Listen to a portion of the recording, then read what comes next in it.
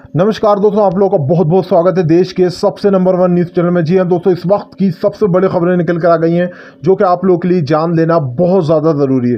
दोस्तों एक एक कर सारी बड़ी और अहम खबरें जानेंगे। बता दें आप लोगों को, सबसे पहली जो बड़ी खबर निकल कर आ रही है, एक बार फिर से यहाँ पर पीएम केयर फंड पर उठने लगे सवाल। तो सोनिया गांधी की आवाज़ दबाने के लिए किया गया उनके ऊपर केस दर्ज। जी हाँ, इसके बारे में विस्तार से बताएंगे। दूसरी जो बिग ब्रेकिंग निकल कर आ रही है, आप लोगों को बता दें, छत्तीसगढ़ हादसे में आप लोगों को बता दें दम तोड़ने वाले मजदूरों की 3 मजदूरों की मौत। जी हां, छत्तीसगढ़ में एक बहुत बड़ा हादसा हुआ है जिसके बारे में बड़ी खबर निकल कर आ रही है। तीसरी जो बड़ी खबर निकल कर आ रही है, आप लोगों को बता दें, असदुद्दीन ओवैसी ने फिर से एक बार साधा पीएम मोदी पर निशाना। कहा और कितने गरीब लोगों की जान लोगे पीएम मोदी, इसके बारे में विस्तार से बताया जाएगा। चौथी जो बिग ब्रेकिंग निकल कर आ रही है, आप लोगों को बता दें, सीएम योगी अपनी हरकतों से बाज नहीं आ रहा है। फिर से एक बार जो है उसने राजनीति करना शुरू कर दी। जी हां, वो किसी की सुनने वालों में से नहीं है। चलिए खैर बढ़ते पांचवी बड़ी खबर निकल कर आएगी। आप लोगों को बता दें, कोरोना संक्रमित की जो संख्या है वो लगातार बढ़ती जा रही है। ये आंकड़ा 1,25,000 के पार हुआ। जी हाँ, इसके बारे में विस्तार से बताया जाएगा। आप लोगों को बता दें, अगली जो बिग ब्रेकिंग निकल कर आ रही है, 1000 ट्रेनें फिर से चलाई जाएंगी, 2000 ट्रेनें, लेकिन इसको लेकर गाइडलाइन जारी की जाएगी। क्या गाइडलाइन होगी उसके बारे में भी आपको विस्तार से बताया जाएगा। आप लोगों को बताएं, छठी जो बिग ब्रेकिंग निकल कर आ रही है, एक बार फिर से जो यहाँ पर कर्मचारियों के लिए मुश्किलें पैदा हुई। जी हाँ, दिल्ली मॉल में काम करने वाले मजदूरों के खिलाफ बहुत बड़ी साजिश की जा रही है, उसके बारे में भी आपको विस्तार से बताया जाएगा। चलिए बढ़ते हैं सबसे पहली बिग ब्रेकिंग की तरफ। बताया दरअसल जो सबसे पहली बड़ी खबर निकल कर आ रही है वो सोनिया गांधी को लेकर आ रही है। जी हाँ, सोनिया गांधी और राहुल गांधी ने पीएम मोदी पर साधा था अपना निशाना। कहा था एक पहले से ही पीएम केयर फंड है तो दूसरा खोलने की क्या जरूरत है। उसके उद्देश्य में यहाँ पर उन्होंने पूछा था कि आखिर पीएम मोदी सारे जवाब क्यों नहीं दे देते, पीएम मोदी क्यों नहीं बता देते कि जो अरबों खरबों पैसा आया है पीएम केयर फंड में, आखिर उन्होंने वो कहाँ उठाया। आप लोगों को बता दें, जब ज़्यादा ही दबदबा बढ़ा था तो पीएम मोदी ने एक छोटा सा हिसाब बताकर भग लिए थे और उस सारा हिसाब को जो है निर्मला सीताराम के ऊपर ढाल दिया था। अब ऐसे में यहाँ पर पीएम मोदी यही बताते हुए नजर आ रहे हैं भाजपाई लोग कि जो भी हमसे सच्चाई पूछेगा हम या तो उसके खिलाफ केस दर्ज कर देंगे या फिर उसको जो है यहाँ पर जेल में डलवा देंगे। जी हाँ, जिस तरीके से यहाँ पर मासूम और जो भी सच्चाई के खिलाफ आवाज़ उठाता है उसकी आवाज़ दबाने का काम करती है भाजपा। ये आज से नहीं हो रहा है, ये पहले कई दिनों से हो रहा है। खैर चलिए बढ़ते हैं एक और अगली बिग ब्रेकिंग की तरफ। बता दें अगली जो बड़ी खबर निकल कर आ रही है असदुद्दीन ओवैसी को लेकर आ रही। जी हाँ, फिर से एक बात, सड़क हादसे में 2 मजदूरों की जान। असदुद्दीन ओवैसी ने साधा निशाना। दरअसल आप लोगों को बता दें, जो छत्तीसगढ़ सड़क हादसा हुआ है, बस ड्राइवर के साथ 3 मजदूरों की मौत हो गई है, उसको लेकर असदुद्दीन ओवैसी ने फिर से एक बार साधा है पीएम मोदी पर निशाना और दिखाया आईना। असदुद्दीन ओवैसी ने कहा कि आखिर सरकार कितने लोगों की मौत का जो है यहाँ पर मातम देखेगी। आप लोगों को बता दें, दरअसल इन मजदूरों के लिए कोई ट्रेन व्यवस्था जो चलाई गई है उसमें भी कई ज़्यादा गाइडलाइनें बनाई गई हैं। ऐसे में उस गाइडलाइन के चलते मजदूरों को घर जाना बहुत ज़्यादा मुश्किल है। असदुद्दीन ओवैसी ने कहा सरकार सिर्फ मजदूरों को लालीपॉप दिखा रही है, लेकिन लालीपॉप बहुत ज़्यादा दूर है। जी हाँ, ऐसे में मजदूर अपने घर नहीं जा पा रहा, ना ही वो, आप लोगों को बता दें, बहुत सारे मजदूर ऐसा सोच के निकलते हैं कि अब हम घर पहुँच जाएंगे, रास्ते में ही कुछ लोगों की सड़क हादसे में मौत हो रही तो कुछ लोग ट्रेन के नीचे आकर मर रहे हैं। ऐसे में फिर से छत्तीसगढ़ में ये जो हादसा हुआ है, सड़क पे आप लोगों को बता दें पूरी सड़क पर यहाँ पर बस के साथ साथ 3 मजदूरों की मौत हो चुकी है। जी हाँ, पूरी बात आपको विस्तार से, दरअसल आप लोगों को बता दें, यहाँ पर छत्तीसगढ़ में भयानक यहाँ पर सड़क हादसा हुआ। जी हाँ, जिसमें नाटघाट यानी कि टेमरी इलाके में ट्रेलर और बस की टक्कर हो गई है। बस में मजदूर सफर कर रहे थे। इस हादसे में बस ड्राइवर समेत 3 मजदूरों की मौत हो गई है, जबकि 8 लोग गंभीर रूप से घायल हैं। आप लोगों को बता दें, यहाँ पर जिन्हें नज़दीकी अस्पताल में भर्ती किया गया है। जी हाँ, यहाँ पर झारखंड के रहने वाले ये मजदूर महाराष्ट्र के पुणे से अपने राज्य जा रहे थे। मृतकों की मौत की खबर उनके परिवारों को दे दी गई है। आप लोगों को बता दें, ये तो बहुत कम केसेस है, मैं आपको बता रहा हूँ ये आज की तारीख में जो हुआ है, लेकिन ऐसे कई मजदूर ऐसे हैं जो बेचारे सोच के निकलते हैं कि हम आज अपने घर पहुँचेंगे, लेकिन वो रास्ते में ही दम तोड़ देते हैं। ऐसे आखिर ऐसे हादसों को सरकार कब तक अनदेखा करेगी?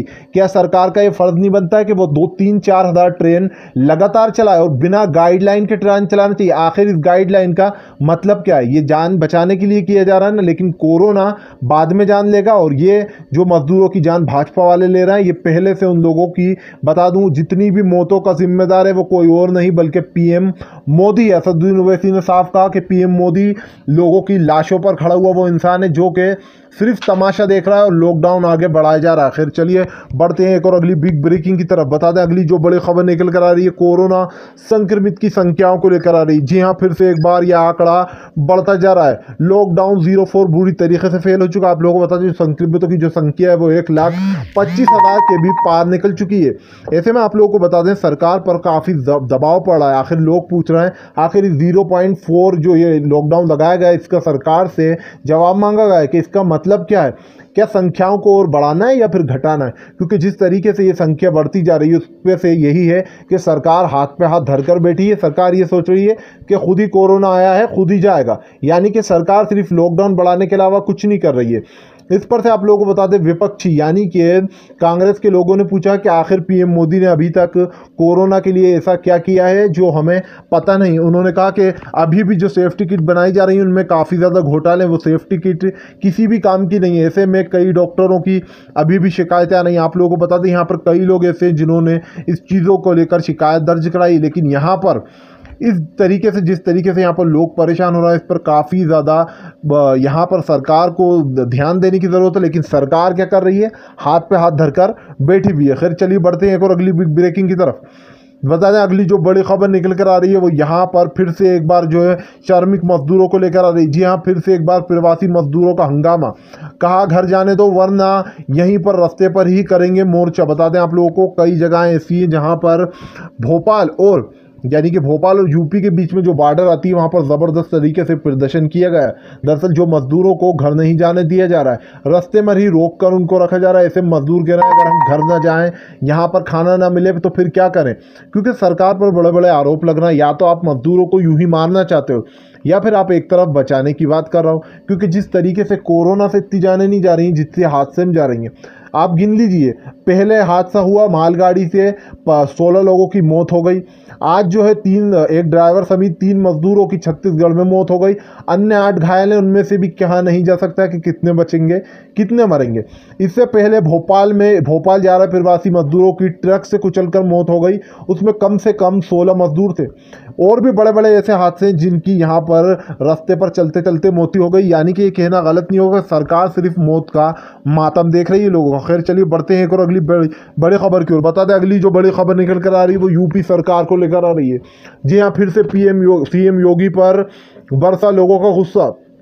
दरअसल कांग्रेस द्वारा जो बसें चलाई गई थी उस पर अभी भी जो है यहाँ पर राजनीति की जा रही है। पहले तो सीएम योगी ने उन बसों को अनुमति दे दी थी कि आखिर वो बसें जा सकती हैं लोगों को लेकर, लेकिन फिर से एक बार जो है यहाँ पर सीएम योगी ने उन बसों पर अपना शिकंजा जमाया था। ऐसे में यहाँ पर उन पर सोनिया गांधी और राहुल गांधी ने भी आरोप लगाया था कि सीएम योगी यहाँ पर इस मुश्किल वक्त में भी राजनीति कर रहे हैं। जी और राजनीति भी ऐसी कि बसों को बार बार इधर से उधर भेजाया जा रहा था। ऐसे में कई लोगों के ऊपर केस भी दर्ज कर दिया गया जो के कांग्रेसी नेता थे। अब यहाँ पर सरकार के ऊपर सवाल उठाए तो सरकार से कहा कि अगर आप हमारी बसें नहीं जाने दे रहे तो आप खुद बसें करो, खुद भिजाओ लोगों को। लेकिन यहाँ पर सरकार चाहती है कि विपक्ष पार्टी की जो है तारीफ भी ना हो, यानी कि भाजपा तो कुछ कर नहीं रही है लेकिन कांग्रेस अच्छा कर रही है तो उसे भी नहीं करने दे रही, क्योंकि उनका नाम अच्छा हो जाएगा, लोग समझेंगे भैया कांग्रेस कर रही है और हमारी भाजपा का नाम डूब जाएगा। ऐसे में लोग सभी ज़्यादा सवाल उठाते हुए नजर आ रहे हैं। फिर से यहाँ पर एक बार ये चीज़ जो है यहाँ पर आप लोगों को बता दें फिर से तेजी में आ गई है। खैर चलिए बढ़ते हैं एक और अगली बिग ब्रेकिंग। दरअसल अगली जो बड़ी खबर निकल कर आ रही है आप लोगों को बता दें दिल्ली से आ रही। जी हाँ, दिल्ली में दुकानों के खुलने से अब कारोबार धीरे धीरे पटरी पर लौटने दिखा था, लेकिन आप लोगों को बता दें लेकिन मॉल्स के काम करने वाले कर्मचारियों की मुश्किलें कभी कम नहीं हुई हैं। जी हाँ, आप लोगों को बता दें उनके लिए दिहाड़ी कमाने या जो यानी कि जितने भी वो पैसा कमाते थे अभी बनी हुई है। कई कर्मचारी ऐसे हैं जिन्हें मार्च में आधी यानी कि तनख्वाह मिली, पिछले 2 महीने से उन्हें सैलरी नहीं मिली है। अब इसके दौरान आप लोगों को बता दें कर्मचारियों को तो पैसे ना होने की वजह से अपने गृह राज्य लौट चुके हैं, लेकिन कुछ लोग ऐसे हैं जो कि लौटने के बारे में अभी भी सोच रहे थे पर वो लौट नहीं पा रहे हैं। आप लोगों को बता दें कई कर्मचारी ऐसे हैं जिसके इस लॉकडाउन खुलने के बाद जो हमारे देश की हालत होगी वो पीएम मोदी भी देखेंगे और पूरी भाजपा भी ये नंगा नाच देखेगी, क्योंकि जिस तरीके से यहाँ पर मासूम लोगों के साथ हुआ है और जिस तरीके से आप लोगों को बता दूं इससे पहले कभी भी इतने कर्मचारियों की नौकरी नहीं गई होंगी जितनी इस लॉकडाउन खुलने के बाद जाने वाली है। चाहे ये कितनी सख्ती कर दें, कितनी गाइडलाइनें बना दी जाएँ, वो नहीं मानेंगे और सरकार सरकार भी हाथ पे हाथ धरकर बैठी रहेगी। ये लिख के रख लो, क्योंकि सरकार की तरफ से यह आदेश दिया गया था कि यहाँ पर किसी को भी नौकरी से निकाला नहीं जाएगा और जो लोग दुकानें बने उसके बाद भी उन कर्मचारियों को उनका पूरा हक दिया जाएगा। लेकिन क्या हुआ? कुछ नहीं हुआ। सरकार हाथ पे हाथ धर के बैठी है, धड़ल्ले से लोगों को नौकरियों से निकाला जा रहा है और जिन बेचारों की तनख्वाह नहीं मिली है वो अभी भी बीच रास्ते में अटके हुए। ऐसे में सरकार किस काम की है? इस सरकार को मैं आप लोगों को बताता हूँ, आने वाले समय में इंसान 1000 बार सोचेगा कि इस सरकार को वोट देना है या फिर नहीं देना, क्योंकि उनका जीना मरना एक समान हो गया। खैर चलिए बढ़ते हैं एक और अगली बड़ी खबर की ओर। बता दें अगली जो बिग ब्रेकिंग निकल कर आ रही है, फिर से एक बार जो मुंबई में कोरोना का कहर। जी हाँ, आप लोगों को बता दें उद्धव ठाकरे ने लिया है बड़ा फैसला। यहाँ पर दरअसल जिस तरीके से रेड जोन, जो कि रेड जोन इलाका था, उसमें ज़बरदस्त तरीके से केस के इजाफे हो रहे हैं। आप लोगों को बता दें आज भी कम से कम 335 केस लगभग निकल कर आए। ऐसे में सरकार पर काफ़ी ज़्यादा सवाल तो उठ ही रहे थे, पर उद्धव ठाकरे ने उन सभी जगहों को बैन कर दिया जहाँ पर रेड जोन अलर्ट है। जी हाँ, उन इलाकों में बिल्कुल भी दुकानें वुकानें कुछ नहीं खुलेंगी, क्योंकि वहाँ से सबसे ज़्यादा जो है संक्रमितों की संख्याएँ बढ़ती जा रही हैं। आप लोगों को बता दें ये आंकड़ा लगातार जो है बढ़ता ही जा रहा है, 1,25,000 के पास पहुँच चुका है। ऐसे में यहाँ पर सरकार पर भी काफ़ी ज़्यादा सवाल उठ रहे हैं। जिस तरीके से यहाँ पर सरकार पर सवाल उठ रहे हैं, ये कहना गलत नहीं होगा कि यहाँ पर इस तरीके की हरकत पहली बार नहीं हुई। ये हमेशा से जो है सरकार ऐसे ही काम करती जा रही है। चलिए खैर बढ़ते हैं अगली बड़ी खबर की ओर। आप लोगों को बता दें अगली जो बड़ी खबर निकल कर आ रही है पश्चिम बंगाल को लेकर। असल आप लोगों को बता दें कि पश्चिम बंगाल में एनडीआरएफ के यानी कि डीजी ने कहा कि पश्चिम बंगाल राज्य सरकार का कहना है कि चूंकि वहाँ डैमेज ज़्यादा हुआ था तो सेंट्रल सपोर्ट की ज़रूरत है। यानी कि इस पर विचार किया जा रहा है कि क्योंकि एस्टिमेट के लिए गृह मंत्रालय की टीम आएगी और ग्राउंड पर स्टेडियम करेगी, यानी कि उन्हें क्रॉप स्ट्रेचर यानी कि इस तरीके की अन्य डैमेज के बारे में बताया। लेकिन उन्होंने एक मांग जो साफ रखी है वो ये है कि यहाँ पर 4 और टीमें वहाँ भेजी जाएं। उन टीमों को रेस्टोरेशन के काम के लिए लगाया जाएगा। इस मांग के लिए आप लोगों को बता दें 4 टीमें एयरफिट हो रही हैं। वहीं पर आप लोगों को बता दें कि ममता बनर्जी का पीएम मोदी पर ज़बरदस्त तरीके से गुस्सा फूट रहा है। उनका कहना यह है कि पीएम मोदी इस मुश्किल वक्त में भी राजनीति खेल रहे हैं। जी हाँ, और ये पीएम मोदी पर पहले किसी ने आरोप नहीं लगाया है।